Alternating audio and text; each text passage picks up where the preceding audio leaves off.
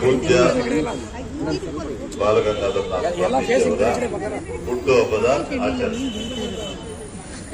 ಈ ಸಂದರ್ಭದಲ್ಲಿ ನಮ್ಮೆಲ್ಲರಿಗೂ ಅವರು ಮೇಲ್ಗಡೆಯಿಂದಾನೇ ನಮ್ಗೆಲ್ಲರಿಗೂ ಆಶೀರ್ವಾದ ಮಾಡ್ತಾ ಇದ್ದಾರೆ.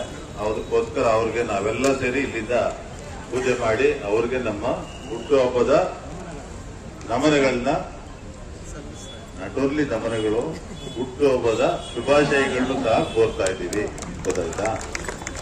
ನಮ್ಮ ಬಾಲಗಂಗಾಧರನಾಥ ಸ್ವಾಮೀಜಿಯವರು ತಮಗೆಲ್ಲ ಗೊತ್ತಿದ್ದಂತೆ ಯಾವುದೇ ಜಾತಿ ಧರ್ಮ ಭಾಷೆಗೋಸ್ಕರ ಸೀಮಿತ ಆದವರಲ್ಲ. ಎಲ್ಲರನ್ನೂ ಸಮಾನವಾಗಿ ನೋಡಿ ಎಲ್ಲರಿಗೂ ಆಶೀರ್ವಾದ ಮಾಡ್ತಾ ಇದ್ದಂತ, ಕೈಲಾದಂತ ಸಹಾಯ ಮಾಡ್ತಾ ಇದ್ದಂತ ಸ್ವಾಮೀಜಿಯವರು ಅಂದ್ರೆ ನಮ್ಮ ಬಾಲಗಂಗಾಧರನಾಥ ಸ್ವಾಮೀಜಿಯವರು. ಅವರು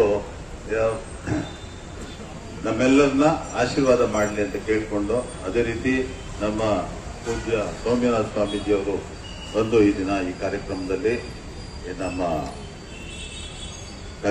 ಭಾಗವಹಿಸಿದ್ದಾರೆ. ಅವ್ರಿಗೂ ನಮ್ಮ ನಮನಗಳು. ಬಂದಿರ್ತಕ್ಕಂಥ ಎಲ್ರಿಗೂ ಸ್ವಾಗತವನ್ನು ಕೋರ್ತಾ, ಇವತ್ತಿನ ದಿವಸ ತಮಗೆಲ್ಲ ಗೊತ್ತಿದೆ, ಸ್ವಾಮೀಜಿಯವರ ಹುಟ್ಟುಹಬ್ಬ. ಒಂದು ಸಮಾಜಕ್ಕೆ ಸೀಮಿತವಾದಂತ ಸ್ವಾಮೀಜಿಯಲ್ಲ, ಅಥವಾ ಅವರ ಕೊಡುಗೆಯಲ್ಲ, ಇಡೀ ಒಂದು ಸಮುದಾಯಕ್ಕೆ, ಇಡೀ ಒಂದು ನಮ್ಮ ಎರಡು ಗೋವಿಂದರಾಜನಗರ ಕ್ಷೇತ್ರ ಮತ್ತು ವಿಜಯನಗರ ಕ್ಷೇತ್ರಕ್ಕೆ ಬಹಳ ಅಪಾರವಾದಂತಹ ಕೊಡುಗೆ ಇರ್ತಕ್ಕಂಥ ಒಂದು ಮಠ ಮತ್ತು ಸ್ವಾಮೀಜಿ.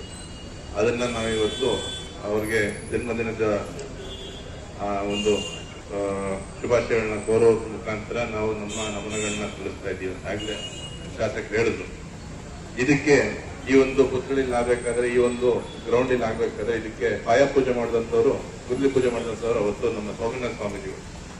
ನಮ್ಮ ಒಂದು ಅನಿಸಿಕೆ ಅಂತಂದ್ರೆ, ಅವತ್ತು ಅಂತೆ ಆಗಿದ್ದಿದ್ರೆ ಇನ್ನೂ ಬಹಳ ಉತ್ತಮವಾದಂತಹ ಒಂದು ಪುತ್ಥಳಿ ಬರ್ತಿತ್ತು. ಇದು ಕೂಡ ಸ್ವಲ್ಪ ಮಟ್ಟಿಗೆ ಸರಿಯಾಗಿದೆ, ಇದನ್ನ ಬದಲಾಯಿಸಬೇಕು, ಇನ್ನೂ ಚೆಂದಾಗಿರೋ ಮಾಡಬೇಕು ಅಂತ ದೊಡ್ಡ ಸ್ವಾಮೀಜಿಯವರ ಮತ್ತೆ ನಮ್ಮ ಎಲ್ಲರ ಆಸೆನೂ ಕೂಡ ಹೌದು. ಅದನ್ನ ಮುಂದಿನ ದಿನಗಳಲ್ಲಿ ಮಾಡ್ತೀವಿ ಅಂತ ಸಂದರ್ಭದಲ್ಲಿ ಹೇಳ್ತಾ, ಕಾರಣಾಂತರಗಳಿಂದ ಈ ರೀತಿ ಆಯ್ತು.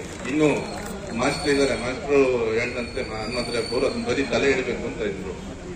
ಅದನ್ನ ಬದಲಾಯಿಸಿ ಇಡೀ ಯಾವ ಸ್ವಾಮೀಜಿಯವ್ರ ಗಮನಕ್ಕೆ ತಂದು ಅದನ್ನ ಬದಲಾಯಿಸಿ ಈ ಒಂದು ಇದಕ್ಕೆ ತಂದಿದ್ದಾರೆ.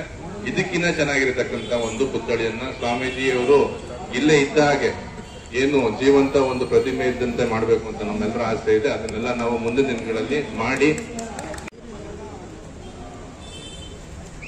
ಈ ದಿನ ಪೂಜೆಗೆ ಕಾರ್ಯಕ್ರಮಕ್ಕೆ ಕಾರಣೀಕರ್ತರಾದಂಥ ಪರಮ ಪೂಜ್ಯ ಜಗದ್ಗುರು ಶ್ರೀ ಶ್ರೀ ಶ್ರೀ ಡಾಕ್ಟರ್ ಬಾಲಗಂಗಾಧರನಾಥ ಮಹಾಸ್ವಾಮೀಜಿರವರ ದಿವ್ಯ ಚೇತನ ದಿವ್ಯ ಚರಣಗಳನ್ನ ಸ್ಮರಣೆ ಮಾಡಿಕೊಂಡು,